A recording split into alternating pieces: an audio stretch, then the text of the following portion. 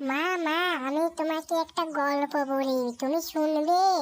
যদি শুনো তাহলে আমি গল্প বলবো তোমাকে, তুমি শুনবে? হ্যাঁ হ্যাঁ, বল না মা, তুই কি গল্প বলতে চাইছিস?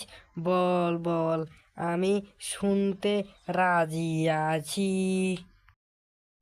মা, এক রাজা ছিল না, রাজার জানো তুমি 7টা ছেলে মেয়ে আছিল, বুঝলে মা?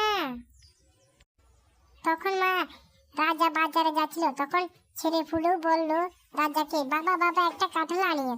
তখন রাজা বলল আনবে আনবে। তখন বাড়িতে কাঁঠালটা এনে তখন কাঁঠালটা ভেঙে দেখে শুধুমাত্র 7টা কোষ আছে। তারপর রাজা 7টা ছেলে মেয়েকে 7টাই দিয়ে দিল কাঁঠালের কোষগুলো। তখন রানী কি খেলো জানো মা? রানী খেলো হলো ভতা, যে কাঁঠালের ভতাগুলি আছে সেটি রানী খেয়ে ফেলছে, বুঝলে মেমে? আর রাজা কি খেলো? রাজা কি খেলো তুমি জানো?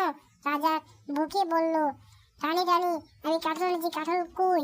তখন রানী বলল, আরে এই কাঁঠাল তো কোষ 7টায় আছিল, তোমার ছেলে মেয়েকে দিয়ে দিচ্ছি, এখন আমি কাঁঠালের ভতা খেয়ে ফেলছি। তখন রাজা বলল, আমার জন্য কই? তাহলে তুমি তখন রানী বলল, তুমি তোমার জন্য আরেকটা কাঁঠাল বাজার থেকে কিনে নিয়ে আসো। তখন রাজা রানীর উপরে রাগ করে আবার বাজারে গিয়ে কাঁঠাল আরেকটা কিনে নিয়ে আসে। রাজা আর রানী ভাগ করে করে এবার খেলো। তখন সেই গল্পটা সেখানে শেষ হয়ে গেল।